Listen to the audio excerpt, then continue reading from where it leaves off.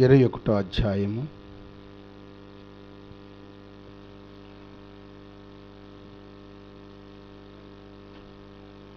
23వ వచనాన్ని చదువుకుందాం. 22 చదువుకుందాం. అది ఆ కాలమందు అబీమెలెకును అతని సేనాధిపతి అయిన ఫీకోలును అబ్రహాముతో మాట్లాడి, నీవు చేయు పనులన్నిటిలో దేవుడు నీకు తోడై ఉన్నాడు గనుక నీవు నన్నైనను నా పుత్ర సౌత్రాదులైనను వంచింపక నేను నీకు చేసిన ఉపకారము చొప్పున నాకును నీవు పరదేశయున్న ఈ దేశమునకు చేసేదనని దేవుని పేరట అక్కడ నాతో ప్రమాణం చేయమని చెప్పాను. ప్రార్థన చేసుకుందాము. ప్రేమల తండ్రి, దయగల నాయన, మీ కొందనాలు. లేఖనం మీది, ప్రజలు నీ వారిమి, మీరు మా దేవుడు అయ్యా. కొద్ది నిమిషాలు మీ లేఖన భాగం నుంచి నాతో మాతో అందరితో మాట్లాడయ్యా. అయ్యా, అందరితో మాట్లాడి మీ నామానికి మహిమ, ఘనత, ప్రభావం తెచ్చుకోమని యేసుక్రీస్తు నామములో వేడుకొని ప్రార్థిస్తున్నాము తండ్రి, ఆమేన్. ఇక్కడ కొంచెం మనము దేవుని వాక్యాన్ని ధ్యానం చేద్దాం. ఇక్కడ దేవుని పరిశుద్ధ గ్రంథములో అబ్రహాము తన భార్య అయిన శారాను తీసుకుని ఆయన గెరారు దేశం వెళ్ళినప్పుడు అబ్రహాము గెరారు ప్రజలతో ఈమె ఎవరని అడిగినప్పుడు ఈమె నా చెల్లని చెప్పాడు. ఏమని చెప్పాడు? నా చెల్లెలు అని చెప్పాడు. అప్పుడు చెల్లని చెప్పినప్పుడు ఈ గెరారు దేశాన్ని పరిపాలన చేస్తున్న రాజైన అబీమెలెకు శారాయిని తన ఇంట చేర్చుకొనేను అని ఉంది 20 అధ్యాయంలో. అప్పుడు అట్టే కాదురా, 20 అధ్యాయంలో మొట్టమొదటి వచనంలో చెప్తున్నాను. అది కాదేశునకును షూరునకును మధ్యప్రదేశంలో నివసించి గెరారులో కొన్నాళ్ళు ఉన్నాడు. అబ్రహాము ఈమె చెప్పాను గనక పిలిపించి, అది చాలా. ఎందుకంటే మీకు ఈ వాక్యం అర్థం కావటం కొరకు చెబుతున్నాను. అయితే చేర్చుకున్న తర్వాత అబ్రహాం ఎంత ప్రార్థన చేశాడో దేవుడు అబ్రహాం ప్రార్థన ఆలకించి ఆ రాత్రి అబీమెలెకుతో మాట్లాడుతున్నాడు. ఏమని మాట్లాడుతున్నాడు? అబీమెలెకు ఆమె ప్రవక్త భార్య. ఆమె ఎవరు చెప్పండి? ఒక ప్రవక్త భార్య. ఆమెను ముట్టుకుంటే నువ్వు చచ్చిపోతావు కనుక ఆమె విడిచిపెట్టు. ఆయన అబ్రహాము నీ కొరకు ప్రార్థన చేస్తాడు. అప్పుడు నీ దేశంలో అందరి గర్భాలు తెరవబడతాయి, అందరూ బిడ్డలకు అంటారని దేవుడు అబీమెలెకుతో కలలో చెప్పాడు. ఆ మాట వినగానే అబీమెలెకు రాజు భయం వచ్చింది. అమ్మో, ఇంత గొప్ప ప్రవక్త భార్య అని చెల్లిని ఎట్టు చెప్పాడు? ఈ పాతకం నేను చేస్తుంటే నా జీవితం, నా కుటుంబం అంతా నాశనం అయిపోయేది కదా అని చెప్పి, అయ్యా నేను ఆమెను అంటుకోలేదు అని చెబుతున్నాడు దేవుడు తంటే. ఇప్పుడు దేవుడు అన్నాను, వంటుకోలేదు కనుక నేను నీకు ముందే జాగ్రత్తగా చెబుతున్నాను అన్నప్పుడు వెంటనే ఆమెను తనకు అప్పగించి, నువ్వెందుకు చెప్పావు చెల్లని? ఈ రాత్రి నీ దేవుడు, నువ్వు పూజించే దేవుడు, నువ్వు సేవించే దేవుడు, నువ్వు ప్రార్థించే దేవుడు నాతో మాట్లాడపోతే నేనెంతో ఘోర పాపం చేసిన వాడిని అయ్యేవాడిని, నా కుటుంబం లేకపోతే నా దేశం పతనం అయిపోయేది. కనుక ఇదిగో నీ భార్యను నువ్వు తీసుకెళ్ళిన ఆయనని ఆయనకి కొన్ని మరి బహుమానాలు ఇచ్చి పంపిస్తున్నప్పుడు అప్పుడు అబ్రహాము ఆ వ్యక్తి గురించి ప్రార్థన చేశాడు. ఎక్కడుందంటే ఆ మాట 17 వచ్చింది చూడమ్మా. అది అబ్రహాము దేవుని ప్రార్థింపగా అబీమెలెకును అతని భార్యను అతని దాసులను బాగు చేశాను, వారు పిల్లలు కనిరి. ఏలయనగా ఆ, ఆ, ఆ. చూసారండి, అంటే ప్రవక్త భార్యను చేర్చుకున్న కనుక గర్భాలన్నీ మూసేశాడు. ఎవరి గర్భం తెరవబడలేదు. ఎప్పుడైతే శారాని దేవుడు మాట అబీమెలెకు అన్నాడు, ఇన్న మాటను బట్టి విడిచిపెట్టాడు కనుక ఇప్పుడు అబ్రహాము వారి కొరకు ప్రార్థించాడు కనుక ఆ ప్రార్థన వల్ల ఆ దేశంలో సంతానం అంతా అందరి సంతానము కలిగింది. హల్లెలూయా. కలిగిన తర్వాత ఇప్పుడు ఈ 22వ వచనంలోకి వచ్చేసరికి 21వ వచనంలోకి వచ్చేసరికి అంటాడు, అబీమెలెకు అంటాడు ఆ కాలమున అందు ఏమన్నాడు, అతని సేనాధిపతి అయిన పీకోలును అబ్రహాముతో మాట్లాడి నీవు చేయనంతట్లో దేవుడు నీకు తోడై ఉన్నాడు గనక. ఎంత సాక్ష్యం ఇస్తున్నాడండి.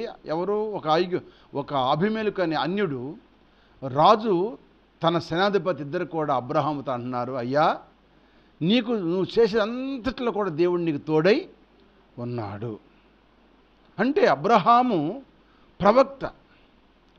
ప్రవక్త కనుక ప్రవక్తకు దేవుడు తోడుగా ఉన్నాడు. కారణం ఏంటంటే అబ్రహాము దేవుడు చెప్పిన ప్రకారం మాట విన్నాడు గనక దేవుడు ఆయనకి తోడై ఉన్నాడు కనుక, అయ్యా నాకు కానీ నా పిత్రాజీతానికి కానీ ఎవరికైనా కానీ ఆ పౌరత్వానికి ఎవరికి కూడా నువ్వు కీడు చేయనని ప్రమాణం చేయి నాయన అని ప్రమాణం చేయించుకున్నాడంటే ఎవరు?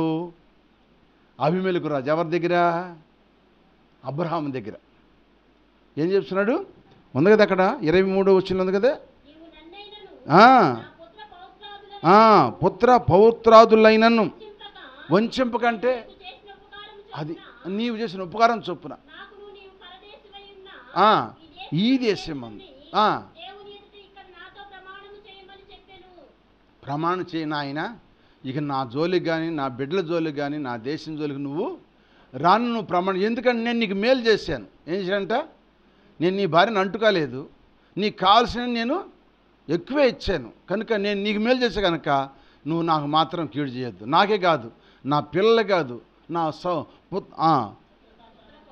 అంటే నా బిడ్డల తరం కూడా నువ్వు ఏమి చేయకూడదని ప్రమాణము చేయమని చెప్పినప్పుడు ఆ ప్రమాణం చేస్తూ ఆ 32వ వచనంలోకి వచ్చేసరికి అప్పుడు అంటాడు, చదవమ్మ.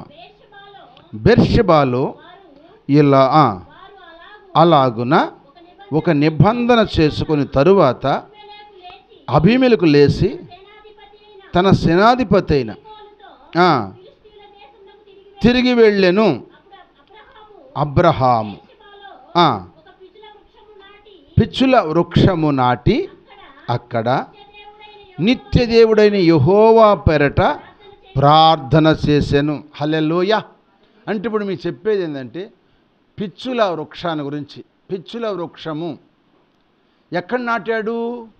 బెర్షెబాలో నాటాడు. అబీమెలెకు ఫిలిష్తీ దేశానికి వెళ్ళిపోయాడు. బెర్షెబాలో ఇప్పుడు ఎవరు నాటారు? అబ్రహాము. అక్కడ ఏమి నాటాడు? పిచ్చుల వృక్షము నాటెను. నాటి అక్కడ ఏమన్నాడు? నిత్యదేవుడు ఏమన్నాడు? నిత్యదేవుడని యెహోవా పేరట ప్రార్థన చేశాను. ఆ చెట్టు నాటి అక్కడ నిత్యదేవుడని ప్రార్థన దేవునికి చేశాను. మన దేవుడు ఎవరు చెప్పండి? నిత్యదేవుడు. అంటే ఇక్కడ ఏ వృక్షం నాటాడు? ఇక్కడ ఏ వృక్షము? ఏమన్నా ఏ వృక్షం నాటాడమ్మా? అది దాని పేరు చెప్పడం చక్కగా ఉంది. ఏముంది? పిచ్చుల వృక్షం. పిచ్చుల వృక్షం. ఈ పిచ్చుల వృక్షాన్ని గురించి చరిత్రలో చెప్తున్న మాట మీకు జ్ఞాపం చేస్తాను. పిచ్చుల వృక్షం అంటే ఇది బెర్షెబా దేశంలో నాటాడంట. అక్కడ ఉప్పు ప్రదేశం అంట అదంతా. ఏదైతే చెప్పండి? సవిటి భూమి. ఒక మాట చెప్పాలని మీకు అర్థం కావాలంటే ఏ భూమి అది? సవిటి భూమి. సవిటి భూమిలో ఏదన్నా మొక్క నాటితే బతికిద్దా చచ్చిపోయిద్దా? ఏమ్మా చెప్పండి. నువ్వు ఎటువంటి వృక్షం నాటినా ఎటువంటి మొక్క నాటినా చచ్చిపోయిద్దా బతికిద్దా? సవుడు అది ఉప్పేసిపోయిన స్థలం కదా. అక్కడ ఆ చవిటి భూమిలో ఈ వృక్షాన్ని నాటాడంట. ఈ మొక్కను నాటేది వృక్షం అయిపోయింది. దేవుని స్తోత్రం. హల్లెలూయా. దీనికి ఆ స్థలంలో ఎండ వేసిన అది పచ్చగానే ఉండిద్దంట. మహావృక్షంగా మారిపోయింది. ఆ పిచ్చుల వృక్షానికి అక్కడ నిత్య దేవుడు అని ప్రార్థన చేశాడు. నిత్య దేవుడు అని ప్రార్థన చేశాడు. అంటే నిత్య దేవుడు, మన దేవుడు చెప్పండి, నిత్య దేవుడు అంటే ఈ పిచ్చుల వృక్షానికి నీరుతో పని లేదు. నీరు లేకపోయినా ఈ చెట్టు పచ్చగా ఉండుద్ది. అది సారమంతా భూమి కాకపోయినా పచ్చగా ఉండుద్ది. అక్కడ వడగాలి పెంచినా కూడా అది పచ్చగా ఉండుద్దంట. ఆ చెట్టు ఎప్పుడు కూడా మహావృక్షం, అది పచ్చగా ఉండుద్దంట ఆ చెట్టు. ఇది ఎవరు నాటారు? అబ్రహాము నాటి ఆ చెట్టు కింద ఏం పెట్టాడు? నిత్య దేవుడు. ఏమన్నాడమ్మా? నిత్య దేవుడిని యెహోవా పేరట ప్రార్థన చేశాను. అంటే ఇప్పుడు ఈ పిచ్చుల వృక్షం అనే మాటకు అర్థం ఏంటంటే నిత్య దేవుడు అని అర్థం. అర్థం ఏంటి చెప్పండి? అర్థం ఏంటి చెప్పండి? నిత్య దేవుడు అని అర్థం అన్నమాట. ఈ నిత్య దేవుడు అనేది ఎవరున్నారు? నిత్య దేవుడు, దేవుళ్ళందరికన్నా నిత్యం ఉండే దేవుడు ఎవరు? ప్రభువైన యేసుక్రీస్తు వారి నిత్య దేవుడు. ఈ నిత్య దేవుని గురించి, ఈ చెట్టు గురించి 3 అనుభవాలు ఉన్నాయి. ఈ రాత్రి ఒక అనుభవం మీకు చెబుతాను. ప్రభు చిత్తమైతే రేపు ఉదయకాలం 2 అనుభవాలు రేపు నేర్చుకుందరు. ఈ చెట్టుకున్న లక్షణాల్లో 3 లక్షణాలు ఉన్నాయి. మొట్టమొదటి చెట్టు ఎటువంటిదంటే నిత్య దేవుడు అని అర్థం. ఈ చెట్టు కింద ఏం పెట్టాడు? పేరు నిత్య దేవుడు అని పేరు పెట్టి ప్రార్థన చేశాడు. ఎవరు? అబ్రహాం గారు నిత్య దేవుడని పేరు పెట్టి అని చెప్పండి ప్రార్థన చేశాడు. ప్రార్థన చేశాడు, నిత్య దేవుని ప్రార్థన చేశాడు. అంటే యేసయ్య ఎవరంటే చెప్పండి? యేసయ్య ఎవరంటే నిత్య దేవుడు. ఈ పిచ్చుకల వృక్షం అంటే యేసయ్యకి సాదృశ్యంగా మనకి కనపడుతుంది. ఈ చెట్టు అంటే ఎప్పుడు ఎట్లు చెప్పండి? పచ్చగా ఉండేది, కానీ ఎండిపోదంట ఈ చెట్టు. అసలు ఈ చెట్టు ఎండదంట. ఈ వృక్షాన్ని గురించి ఈ రాత్రి మొట్టమొదటి మాట ఏంటంటే, ఈ చెట్టుకి ఏంటంటే నిత్య దేవుడు అంటే ఎప్పుడు ఆ చెట్టు పచ్చగానే ఉండిద్ది. ఎటువంటి చెప్పండి? ఎప్పుడు పచ్చగా ఉండిద్ది. అందుకే దానికి ఏమైనా పేరు ప్రార్థన చేశాడు? నిత్య దేవుడని ప్రార్థన యెహోవాకు ప్రార్థన చేశాడు. ఆ చెట్టు నాటి. మనం కూడా ఎన్నో చెట్లు నాటుకుంటాం కదా, నాటుకుంటాం లేదా? నాటుకుంటే కొన్ని బొత్తుయి, కొన్ని చచ్చిపోతాయి, కొన్ని నీరు లేకపోతే ఎండిపోతాయి. ఎరువేసినా కొన్ని బొత్తి పండుతాయి, లేకపోతే లేదు. దీనికి ఎరువు పని లేదు, ఎరువుతో పని లేదు, నీరుతో పని లేదు, ఎండతో పని లేదు, వానతో పని లేదు. అది సారవంతమైన భూమి కూడా కాదు, అది ఉప్పు పరలాంటి భూమి. అటువంటి స్థలంలో ఈ పిచ్చుల వృక్షాన్ని నాటి నిత్య దేవుడుని యెహోవా నామమున ప్రార్థన చేశారు. అంటే మన దేవుడు నిత్య దేవుడు. ఏ దేవుడు చెప్పండి? నిత్యము నివసించే దేవుడు. చూడండి యెషయా గ్రంథము, యెషయా గ్రంథం 40 అధ్యాయము 28 వచ్చినది బొమ్మ. ఈ నిత్య దేవుడు మనకేం చేస్తాడో మొట్టమొదటి పాటు చెబుతాను. అమ్మా, నీవు ఇతనితో సమానుడు అని మీరు నన్ను ఎవరికి సాటి చేస్తారు అని పరిశుద్ధుడు అడుగుతున్నాడు. నీ కన్నులు పైకెత్తి చూడుడి. వీటిని ఎవరు సృజించారు?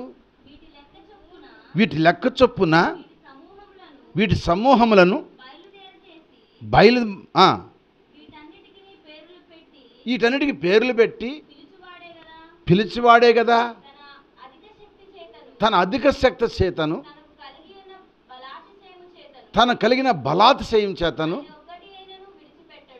ఆయన ఒకటైనను విడిచిపెట్టడు. యాకోబు నా మార్గము యెహోవాకు మరుగై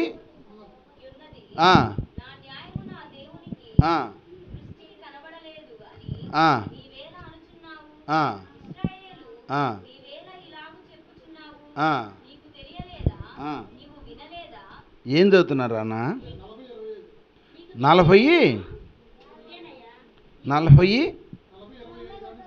40 కదా, 28 అమ్మా. నేను చదివింది అది 28 అన్నమాట. నీకు తెలియలేదా? నీ వినలేదా? బూదిగంతముల సృజించిన యెహోవా అది నిత్యుడగు దేవుడు. ఆయన సొమ్మసిల్లడు, అలయడు. ఆయన జ్ఞానమును శోధించుట అసాధ్యము. ఇక్కడ మనకు కావాల్సింది ఏంటంటే, నేను చెప్పింది ఏంటంటే, పిచ్చుకుల వృక్షం అంటే నిత్య దేవుడు అని అర్థం. ఏ దేవుడు అని చెప్పండి? నిత్యము నివసించే దేవుడు. ఈ నిత్య దేవుడు గురించి ఇక్కడ చెబుతున్న మాట ఏంటంటే, ఆయన నిత్యదేవుడు కనుక ఆయన సొమ్మసిల్ల నివ్వడు. ఏం చేయడంట? ఏమ్మా ఏం చేయడంట? అది నీ తెలియదా? నిత్యదేవుడు ఆయన సొమ్మసిల్లడు, అలయడు. ఆయన జ్ఞానము శోధించుట అసాధ్యము. ఆయన చెప్పండి, సొమ్మసిల్లు వారికి బలమిచ్చువాడు ఆయనే. అది ఆయన సొమ్మసిల్లే దేవుడు కాదు. మనం ఆ నిత్యదేవుడు మనం సేవిస్తే మన కూడా సొమ్మసిల్లకుండా చేస్తాడంట, అలయక పరిగెత్తట్టు చేస్తాడంట. ఆయన నిత్యదేవుడు. ఆయన సొమ్మసిల్లే పని లేదు, ఆయనకు అలుపు లేదు, ఆయనకు సలుపు లేదు, ఆయనకి ఏది లేదన్నమాట. ఆయన నిత్యదేవుడు. ఆ నిత్యదేవుడు ఏం చేస్తారంట? మన పట్ల ఏం చేస్తారంట చెప్పండి? ఆయన జ్ఞానము శోధించుట అసాధ్యము. 29 అంటాడు, సొమ్మసిల్లు వారికి బలమిచ్చువాడు ఆయనే, శక్తిహీనులను బలాభివృద్ధి కలగజేయవాడు ఆయనే. బాలురు సొమ్మసిల్లదురు, అలయుదురు, యవనస్తులు తప్పక తొట్టిల్తారు. అయితే యెహోవా కొరకు ఎదురు చూసేవారు అది. అందుకని ఈ నిత్యదేవుడికున్న ఆ అనుభవం ఏంటంటే, ఆయన సొమ్మసిల్ల దేవుడు కాదు, ఆయన బలహీనుడు కాదు. కనుక ఆయన తట్టు మనం చూస్తే, ఆయన కలిగి మనం జీవిస్తే ఆయన సొమ్మసిల్లని అంట. హల్లెలూయా. సొమ్మసిల్ల కూడా మనకేమంటారంట? బలమిచ్చే దేవుడు ఆయన. హల్లెలూయా. సొమ్మసిల్లే వారికి బలమిచ్చే దేవుడు ఆయన. నలిగిన హృదయాలను తెప్పరిలు చేసే దేవుడు ఆయన. కనుక నువ్వు ఏ విషయంలో అలసిపోయావో, ఏ సమస్యలో అలసిపోయావో, ఏ బాధలో నువ్వు సొమ్మసిల్లిపోయావో, ఏ పనిలో నువ్వు సొలసి పలిపోయావో, ఆ నిత్యదేవుడు నువ్వు సేవిస్తే ఆయన కూడా నిన్ను అలసినప్పుడు నిన్ను బలపరిచే దేవుడు ఆయనే. నువ్వు సొమ్మసిల్లి పడిపోయినప్పుడు నిన్ను లేవని దేవుడు ఆయనే. హల్లెలూయా. అందుకే యెహోవా ఒకరు ఎదురు చూసేవారు నూతన బలం పొందుతారంటాడు. వారు పక్షిరాజు వల్ల రెక్కలు రాసుకుని పైకి ఎగురుతారు, అలయక పరిగెత్తారు, సొమ్మసిల్లక సాగిపోతారంటాడు. దీని గురించి భక్తుడు పాట రాశాడు. యెహోవా కొరకు ఎదురు చూసువారు నూతన బలమొందెదరు. యెహోవా కొరకు ఎదురు చూసువారు నూతన బలమొందెదరు. పక్షిరాజు వలెను రెక్కలు సాసి, పక్షిరాజు వలెను రెక్కలు సాసి, పైకి ఎగిరిపోవుదురు, అలయక పరిగెత్తెదరు. సొమ్మసిల్లక సాగిపోవుదురు, అలయక పరిగెత్తెదరు. సొమ్మసిల్లక సాగిపోవుదురు. మన ప్రభువుతో ఆనందింతురు, మన ప్రభువుతో ఆనందింతురు. యెహోవా కొరకు ఎదురు చూసువారు నూతన బలమొందెదరు. సొమ్మసిల్లినప్పుడు బలమిచ్చువాడు ఆయనే, నలిగిన వారిని దృఢపరచువాడు ఆయనే. భయపడకుము నిన్ను బలపరుతునని, భయపడకుము నిన్ను బలపరుతునని, వాక్యముతో నిన్ను నింపెను, తన వాక్యముతో నిన్ను నింపెను. యెహోవా కొరకు ఎదురు చూచువారు ఎదరు. హల్లెలూయా. అందుకే ఆయన నిత్యుడగు తండ్రి, నిత్యుడగు దేవుడు ఆయన. అందుకే మాట చెబుతున్నమాట. ఏం చెప్పాడు? నీకు తెలివి లేదా, నీ వినలేదా? భూదిగంతములను సృజించిన యెహోవా నిత్యుడగు దేవుడు ఆయనే. సమస్తను సృజించిన దేవుడు ఆయన, నిత్యుడగు దేవుడు. ఆ నిత్యుడగు దేవునికి అలుపు ఉండదు, సలుపు ఉండదు. ఆయన జ్ఞానము శోధిస్తే ఎవరికి అసాధ్యమే కానీ సాధ్యమే ఎవరికి కాదు. అంత మహాజ్ఞాని, అనంత జ్ఞాని ఆయన. అటువంటి జ్ఞాని అంటాడు, నిన్నేమంటాడు, శక్తిహీనులుగా ఉన్న మిమ్మలను బలాభివృద్ధి కలగజేస్తాను, మీకు బలమిస్తానంటున్నాడు. అంటే ఆ నిత్యదేవుడిని నువ్వు స్తుతిస్తే ఆ చెట్టు ఎలా పచ్చగా ఉందో, ఆ చెట్టు వర్షం లేకపోయినా ఎండ లేకపోయినా, అది ఉప్పు స్థలంలో పరలో ఉన్నా కూడా ఎంత పచ్చగా ఉందో, ఆ నిత్యుడు దేవుడు కూడా నీకు తోడుగా ఉంటాడు. నువ్వు కూడా దేవుడిని నిత్యము నువ్వు సేవిస్తే ఆయన నిత్యము నీకుండి నీకు అలుపు సలుపు రాకుండా దేవుడు కాపాడుగాక. నువ్వెన్ని బాధలున్నా, ఎన్ని శోధనలున్నా, ఎన్ని సమస్యలు అలసిపోయినా నీకు బలమిస్తాడు, ఆయన శక్తినిస్తాడు. 2 రోజులు నాకు నీరసం వచ్చి చాలా బాధపడ్డాను, కానీ దేవుడు ఈరోజు ఏం చేసావా, శక్తి ఇచ్చాడు, బలం ఇచ్చాడు, ఆరోగ్యం ఇచ్చాడు. హల్లెలూయా. ఎందుకంటే మనం ఆయన నిత్యము సేవిస్తున్నాం కనుక. దేవుని స్తోత్రం. హల్లెలూయా. మనం నిత్యం సేవిస్తాం కనుక ఆయన మనం నిత్యము తోడుగుండి, మనం ఏ బలహీనతలు ఉన్నా దేవుడు మనల్ని ఒక రోజు 2 రోజులు పడిపోయినా 3 రోజున దేవుడు లేపుతాడా లేదా? మాట్లాడతాడు నోరు తెరిచి. తలకాయలు లుప్పకూడదు. దేవుడికి మాట చెప్పాలి, మనం ఎదురు చెప్పాలి. ఎందుకంటే ఆ నిత్య దేవుడు మనం ఎంత బలహీనత అవుతున్నా, షుగర్ ఉన్నా, బీపీ ఉన్నా, గ్యాస్ ట్రబుల్ ఉన్నా, థైరాయిడ్ ఉన్నా, ఏ జబ్బు ఉన్నా సరే, ఏ బలహీనత ఉన్నా కూడా, ఒక వారం నువ్వు మంచం పట్టినా సరే దేవుడు మనల్ని తిరిగి బలాన్నిచ్చి లేపుతున్నాడు. ఎందుకంటే ఆయన నిత్య దేవుడు. ఆ నిత్య దేవుడు మనం ఏం చేయాలి, నిత్యం మనం ఆయన్ని స్తుతించాలి. నిత్యము ఆయన స్తుతించిన ఆయన రుణము తీర్చలేమని చక్కని పాట పాడారు, అవునా కాదా? నిత్యం ఆయన స్తుతించిన ఆయన రుణము తీర్చలేము. సమస్తం ఆయన ఇచ్చిన ఆయన్ని మనము ఆయన రుణం మనం తీర్చలేము. కనుక ఆయన నిత్య దేవుడు. అందుకే యెషయా గ్రంథంలోనే 9వ అధ్యాయం 6వ వచనం కూడా చూడండి ఒక మాట. 9వ అధ్యాయం 6వ వచనం. ఏలయనగా మనకు శిశువు పుట్టెను, మనకు కుమారుడు అనుగ్రహించబడిను, ఆయన భుజముల మీద ఏముంది, రాజ్యభారం ఉంది. ఆయన ఆశ్చర్యకరుడు, ఆయన ఆలోచనకర్త, బలవంతుడైన దేవుడు. ఎవరంట ఆయన? నిత్యుడైన తండ్రి. ఎవరని చెప్పండి, మనకెవరైనా నిత్యుడైన తండ్రి. చాలు నేను చెప్పేది నిత్యం అనే విషయం చెబుతున్నాను. ఇక్కడ ఈ పిచ్చుల వృక్షానికి ఆయన పేరు పెట్టింది నిత్యుడగు తండ్రి అగు యెహోవాను ప్రార్థన చేశాను.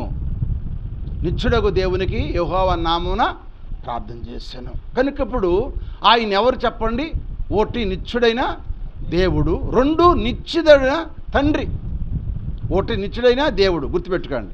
2ది చెప్పండి, తండ్రి. అది ఆ పాయింట్ రావాలి. ఇప్పుడు నేను చెప్పేది ఈ పిచ్చుల వృక్షంలో నేను 3 మాటలు మీకు చెబుతాను. 3 మాటలు చెప్పి ముగిచ్చేస్తాను. హల్లెలూయా. 3 మాటలు అంటే ఈ తండ్రిని విషయంలో ఒకటి ఆయన ఎవరు చెప్పండి?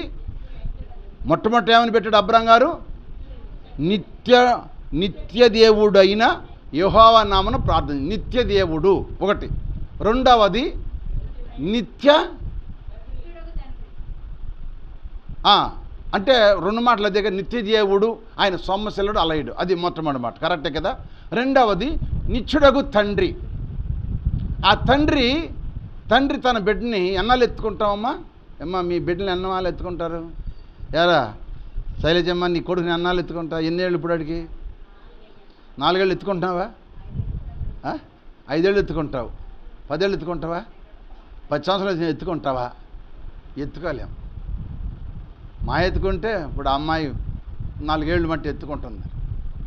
5 ఏళ్ళు దాకా ఎత్తుకుంటావేమో, ఆ తర్వాత ఎత్తుకుంటామా? ఎత్తుకోలేం. ఎందుకని? మనం మొయ్యలేం. మోస్తామా? చెప్పండి. ఇప్పుడు ఒక ఆయన అంట వచ్చి వాళ్ళ నాన్న దగ్గరికి వచ్చినాడంట, నన్ను ఎత్తుకోమనంట. ఏమన్నాడు? నన్ను ఎత్తుకోమన్నాడంట. నేను ఎత్తుకోవటానికి అయ్యా ఆశ ఉంది, కానీ నిన్ను మోసే బరువు నా దగ్గర లేదు, నేను లేపే బలం నా దగ్గర లేదు. ఎందుకంటే నేను పెద్దోడిని అయిపోయాను, నేను నిన్ను మొయ్యలేను. కానీ ఆశ మాత్రం, నా బిడ్డ కనుక ఎత్తుకోవాలి నాకు ఆశ ఉంది, కానీ నిన్ను ఎత్తుకునే బలం నా దగ్గర లేదు. అట్టాగే మనం ఎత్తుకోలేము. కానీ మన దేవుడు అంట ఎప్పుడు దాకా ఎత్తుకుంటాడు?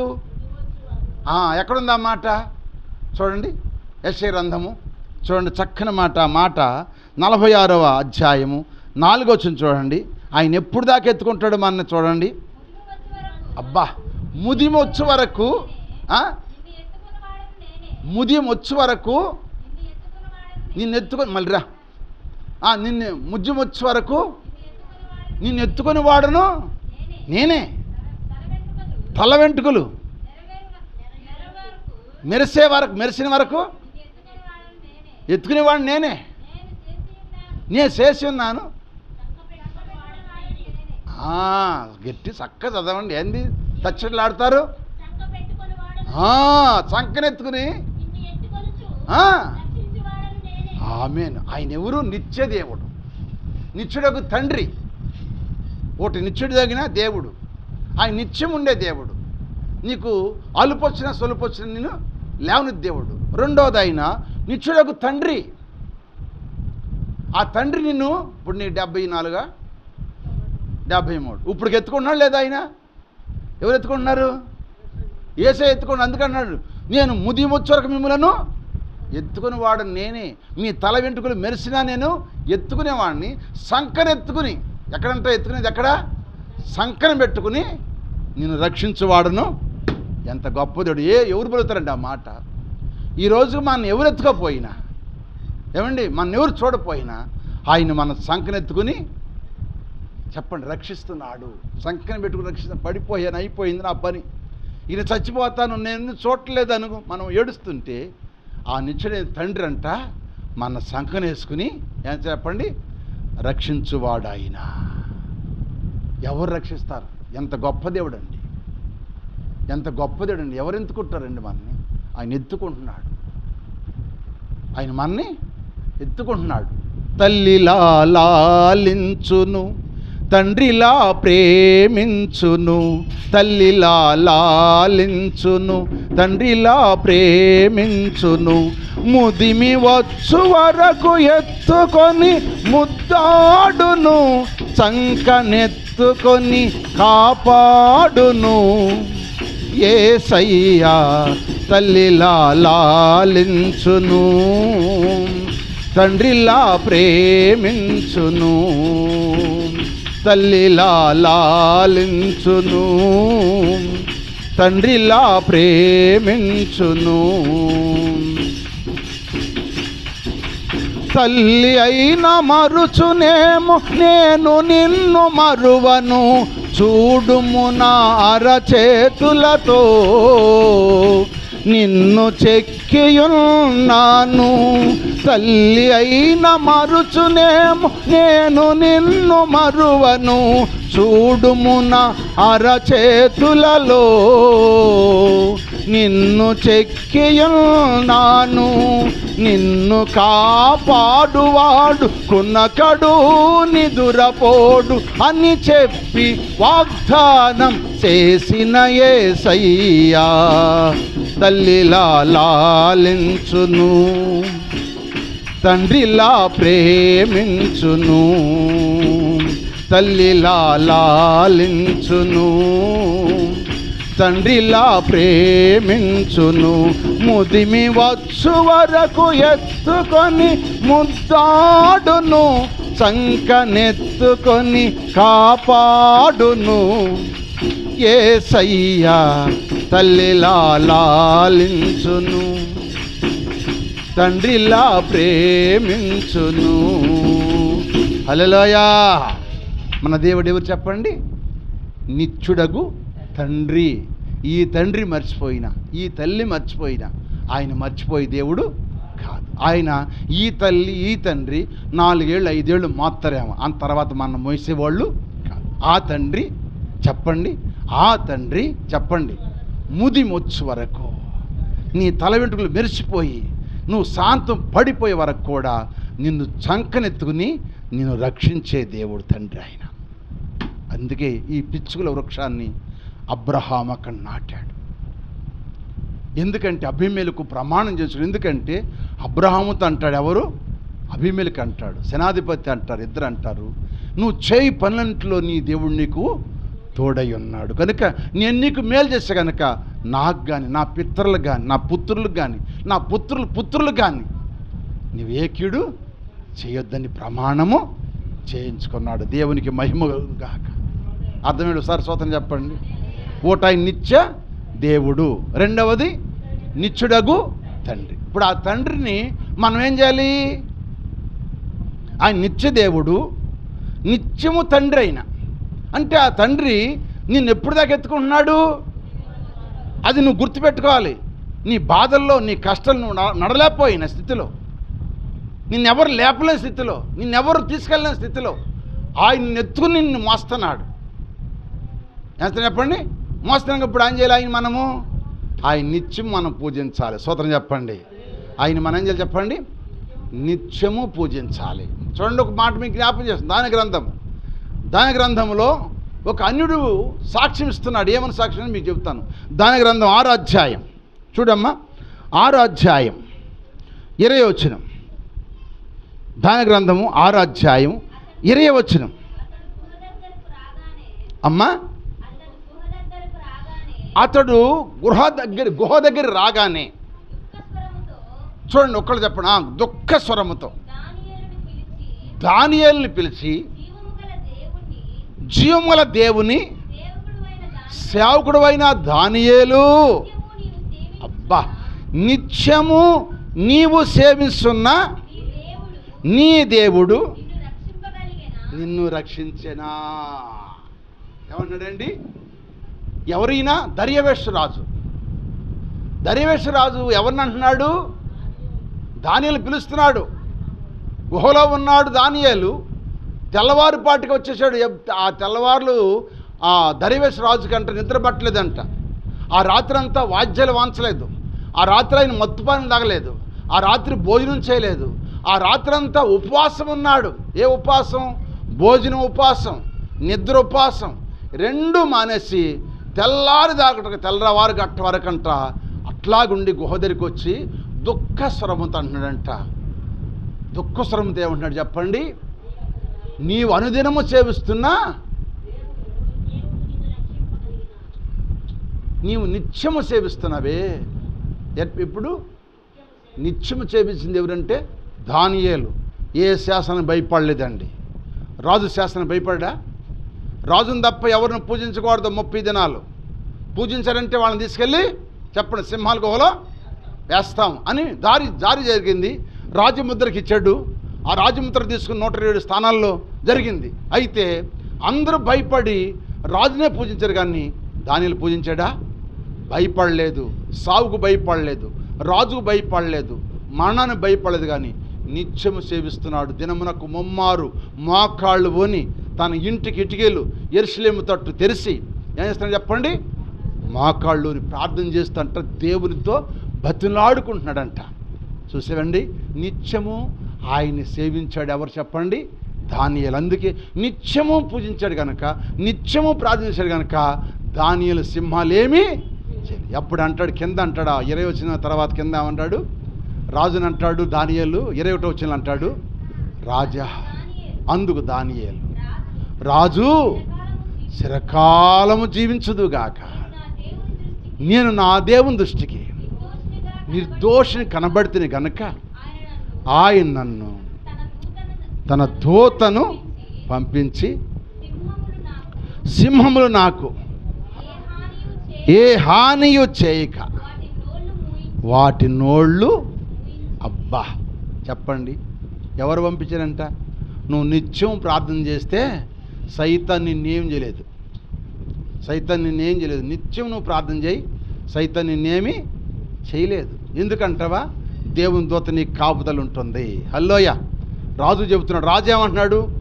దానియేలు, నిత్యము నువ్వు పూజిస్తున్నావే, నిత్యం ప్రార్థిస్తున్నావే, నీ దేవుడు నిన్ను రక్షించడానికి కేకేస్తే బయటుండి లోనుండి అంటున్నాడు, రాజా నువ్వు చిరకాలము జీవించదుగాక, నా దేవుని దృష్టికి నేను దోషిని కాదు, నేను నిర్దోషిని కనుక రాత్రి తన దూతను పంపించి, ఆయన దూతను పంపించి సింహాల నోళ్ళు మోయించాడు. నిత్యము నువ్వు ప్రార్థన చేయి, సింహాలని న్యాయం చేయలేవు. సింహాలంటే సైతాన్ని నిన్నేమీ చేయలేవు. సింహాలంటి మనుషులు కూడా నిన్నేమీ చేయలేరు, ఎవరేం చేయలేరు. అందుకే ఆయన నిత్య దేవుడు, నిత్యము నేను సంకనెత్తుకుని మోసే దేవుడు.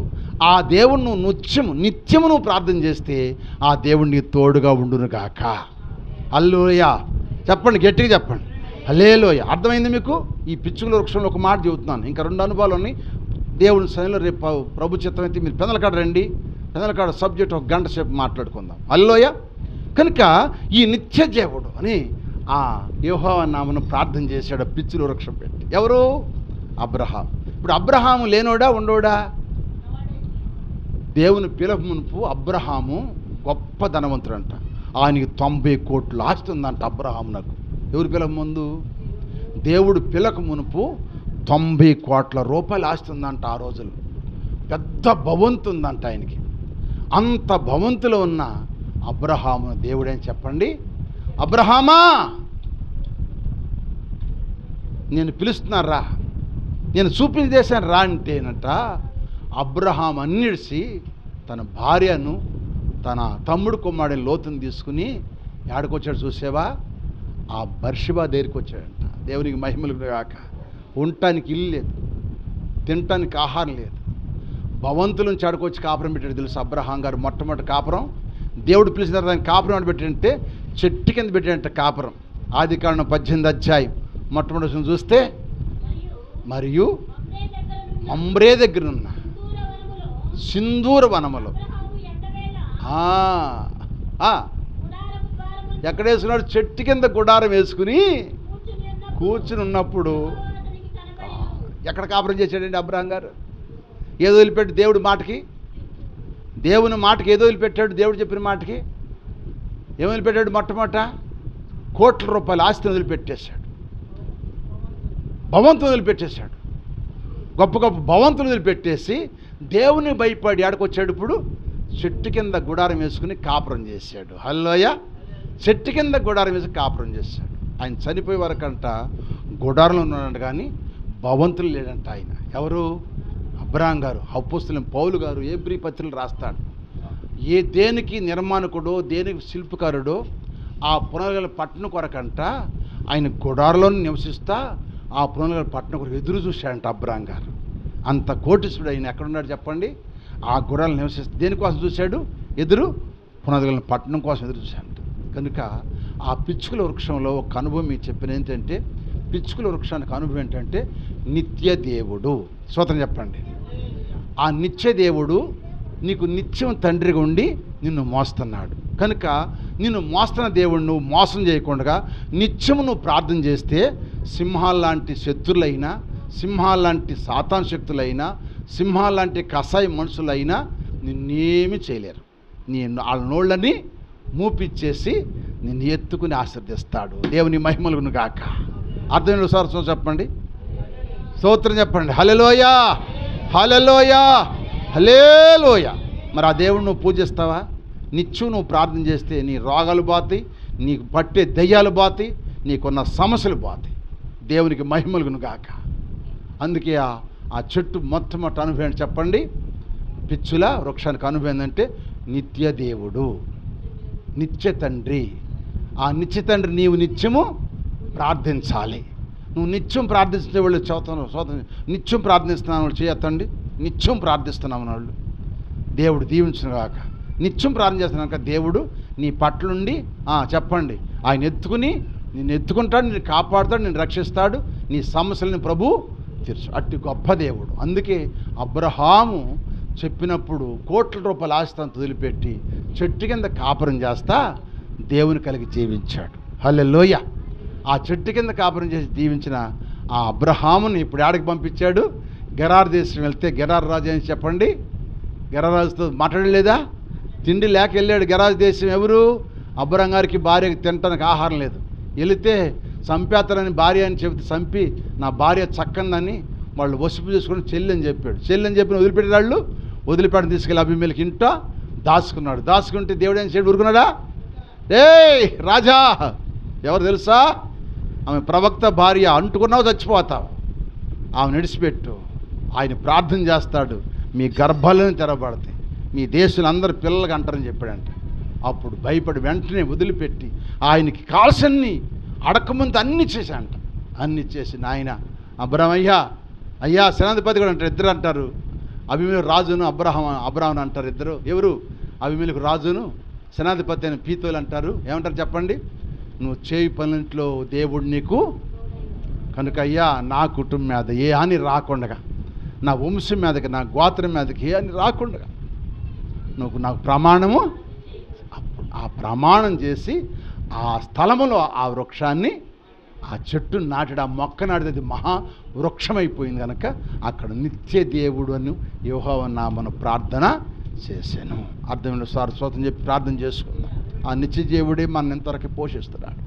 ఆ నిత్య దేవుడే మన సంకనెత్తుకుని మోస్తున్నాడు. లెగలేని స్థితిలో, నడలేని స్థితిలో దేవుడిని మనం నడిపిస్తున్నాడు, మన ఆదరిస్తున్నాడు, మనం మనం కాపాడుతున్నాడు. కనుక మనం కూడా దేవుణ్ణి నిత్యము బాగున్నా బాగపోయినా